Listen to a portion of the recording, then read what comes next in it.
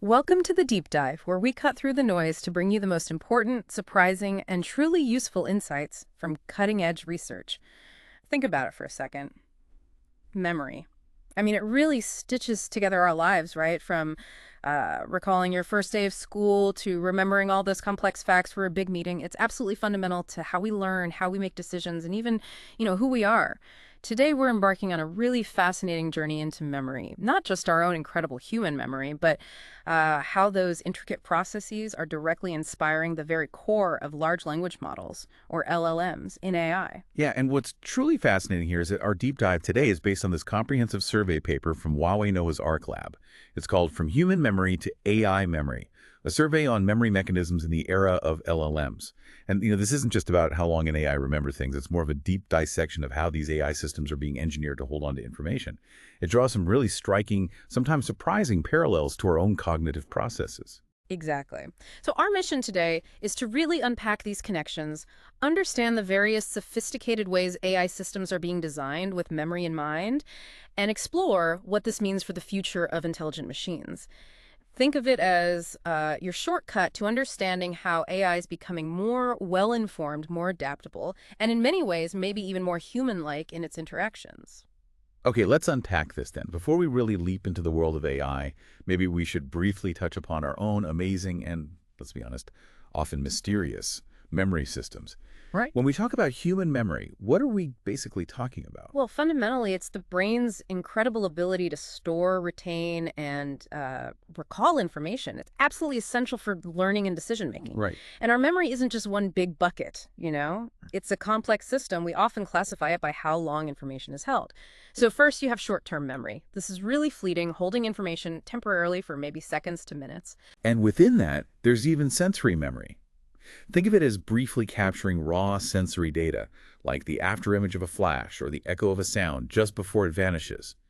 Then there's working memory. Now, this isn't just storage. It's more like our mental scratch pad. It's for actively processing and manipulating information, like holding the steps to solve a math problem in your head or a phone number just long enough to dial it. Got it. So that's the quick stuff. What about the things that stick around longer? Right. So for information that sticks, we have long-term memory, and this can store information for minutes, days, or potentially years. It also breaks down further. There's explicit memory, which is what you consciously recall, like remembering what you had for breakfast or, say, the fact that the Earth orbits the sun. And then there's implicit memory. This is unconscious. It's about skills and habits, like riding a bike or playing the piano without actively thinking about every single motion. Interesting. So it's not just about where information sits, is it? It sounds like it's equally about how we get information in and out.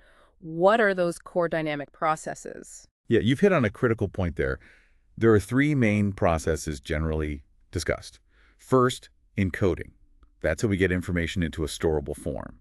This can involve clever tricks like mnemonics or breaking information into smaller chunks, chunking, or using imagination and association to make new connections. Right, like making little stories in your head. Exactly. Then second, there's storage. That's the actual retention of that encoded information over time. And it's spread across various brain regions. The hippocampus is key for new explicit memories, the cerebral cortex for general knowledge, the cerebellum for procedural skills, Okay. and finally retrieval. That's how we access that stored information. It could be through recognition, like picking out a face in a crowd, or full recall, like remembering a story from your childhood. And what about the other vital processes, the ones that maybe refine memory or even make it disappear? I know forgetting is important too, right? Absolutely. Beyond those three, human memory also involves consolidation. That's the crucial process of converting fragile short-term memories into more stable long-term ones. Often happens during sleep, actually. Then there's reconsolidation, which is fascinating. When you reactivate an old memory, it actually becomes flexible again, almost Yeah. malleable. It allows you to update or modify it with new information. Okay. We also have reflection, which is more active reviewing and thinking about our experiences. That really enhances self-awareness and helps refine learning strategies. And yes, forgetting. Despite its negative connotation, it's actually a natural and necessary process. It helps our brains filter out irrelevant information, prioritizing what's important right now. That is fascinating. And it sets the stage perfectly because as we try to understand our own incredibly complex memory, the AI world is grappling with these very same challenges, isn't it? This paper offers a brilliant framework for how AI is mimicking and maybe even reinventing these human memory functions. Can you walk us through some of those parallels? Absolutely. The paper draws some really direct comparisons. For instance, AI sensory memory. You can think of that as its initial intake of raw inputs, turning text, images, audio, video into signals the machine can process. Just like our own sensory memory, if this fleeting input isn't further processed, it's basically discarded pretty quickly. Okay, like a very brief buffer. Precisely. Then there's AI's working memory.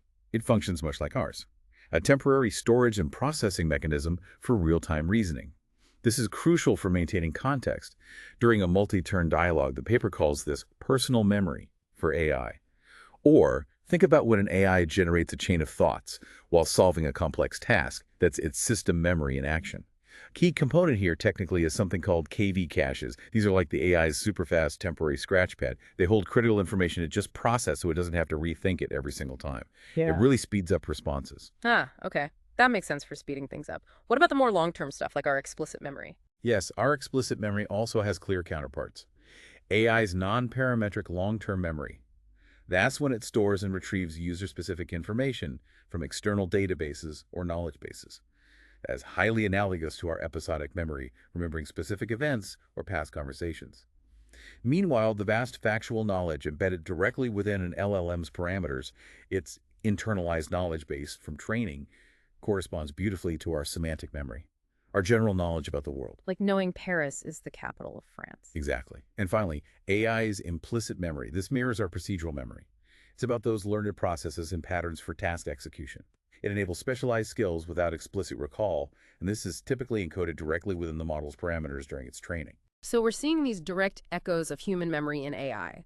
But the real breakthrough here and what makes this paper so insightful is its argument that we need a much more sophisticated lens than just short or long-term memory for AI. They introduced this brilliant 3D 8Q taxonomy. It sounds complex, but it's essentially a precise map. It helps us understand and, more importantly, engineer how AI remembers.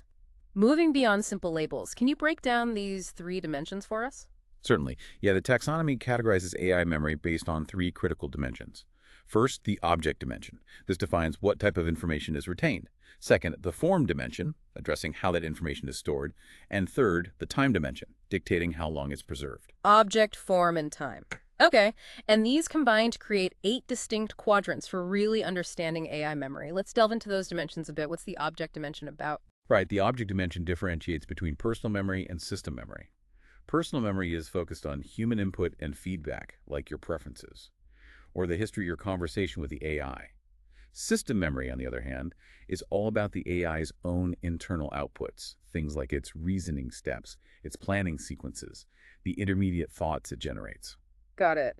User stuff versus AI internal stuff. What about the form dimension? Parametric versus non-parametric. Exactly. For the form dimension, we distinguish between non-parametric memory and parametric memory. Think of a non-parametric memory as external storage, like databases, documents, knowledge graphs, maybe even logs of your past conversations. The AI can access and retrieve information from these external sources. It's kind of like looking something up in a book. Conversely, parametric memory is the knowledge that's deeply embedded within the LM's model parameters themselves, within its core structure, learned during its massive training phase. This is more like the AI's internalized knowledge, its general world knowledge or learned patterns. So external lookup versus internal knowledge. And the last one, time. That seems straightforward. Yes, the time dimension is pretty straightforward. It's Oh. either short-term, typically referring to the current conversation context, or long-term, for information from past interactions or enduring knowledge, allowing for ongoing retention. Object, form, time. That framework immediately makes so much more sense. So let's dive into personal memory first. This is all about enhancing the AI's personalization, right? Improving my user experience. Precisely. When we talk about non-parametric personal memory, we're dealing with that external storage again. For short-term, quadrant 1, think about multi-turn dialogues. Systems like ChatGPT, DeepSeek Chat, Claude, and Torm, they need to maintain the coherence of your current conversation. This is the AI remembering what you just said, maybe encoding the dialogue in a role content format, sometimes even truncating older turns to stay within the context limits of the model. Okay, keeping the current chat flowing. Exactly. Then for long-term, quadrant 2, this is where retrieval augmented generation, or R, becomes absolutely crucial. R allows AI systems to intelligently pull relevant long-term memories, maybe from historical conversations, user profiles, or documents you've provided to supplement information that might be missing in the current short-term context. So RR is like giving the AI a quick cheat sheet from past chats or user info. That's a great way to put it. It's far more efficient than trying to load all past conversations into the context window every time. It's how platforms like ChatGPT Memory or the new Apple Intelligence aim to personalize interactions better. And this RR process typically involves 4 key stages. First, construction, extracting and refining raw data into structured memory entries, kind of like human memory consolidation. Memory bank is an example system here. Second, management, processing and refining these constructed memories, deduplication, merging related info. It's a bit like human reconsolidation and reflection.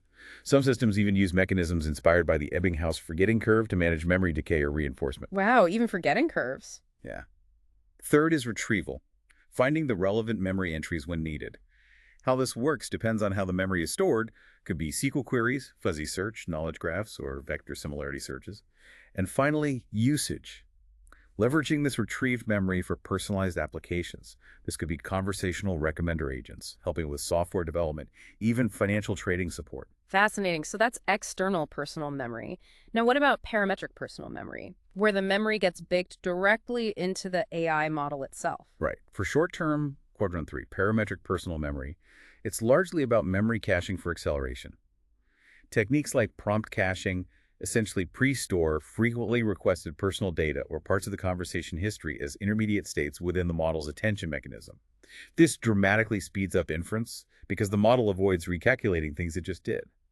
Major platforms use this to reduce API call costs and improve response times for users. So faster responses by remembering recent calculations. Basically, yes. And for long-term, quadrant 4, this involves personalized knowledge editing. This is more advanced. It uses techniques like parameter-efficient fine-tuning, or PEFT, to actually encode specific personal data or preferences directly into the LLM's parameters. Think of something like Character LLM, where an AI can truly role-play a specific historical figure because it has remembered their experiences by having them encoded into its parameters. The ultimate goal here is ambitious, creating lifelong personal models that continuously learn and evolve based on user interactions. It allows for a deeper, more global representation of user experiences, though it does require significant computational resources right now. Incredible. Okay, so we've just seen how AI is building a memory of us and our interactions. But what about its own internal thoughts and learning processes? That's where system memory comes in, right?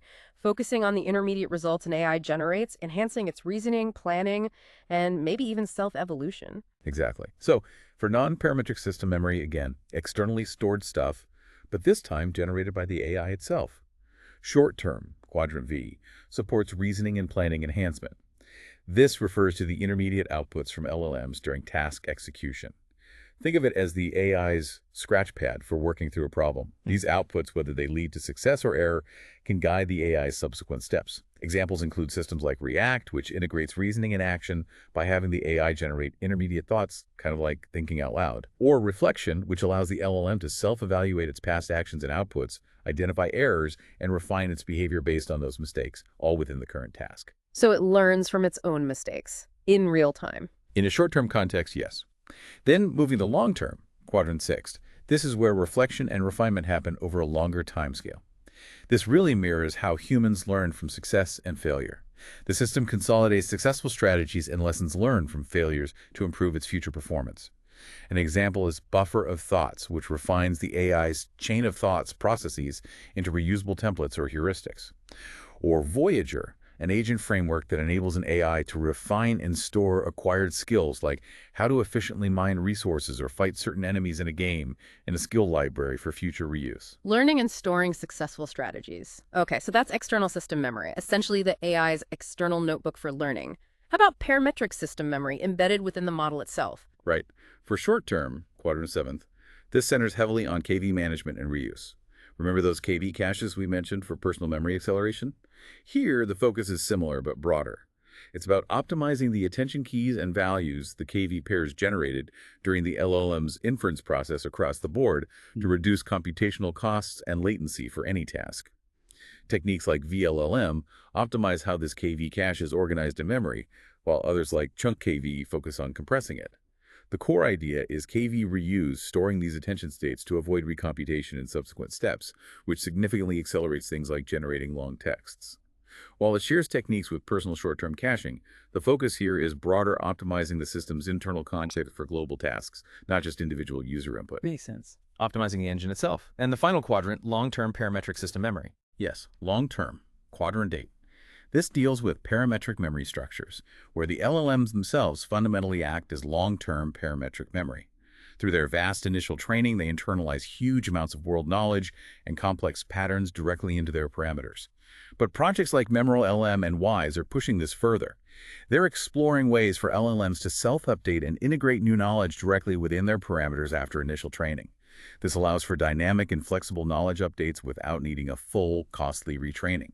It's critical for AIs adapting to rapidly changing information or evolving user needs over the long term. That's a truly comprehensive look at AI memory. The progress is just incredible. But the paper doesn't stop there, does it?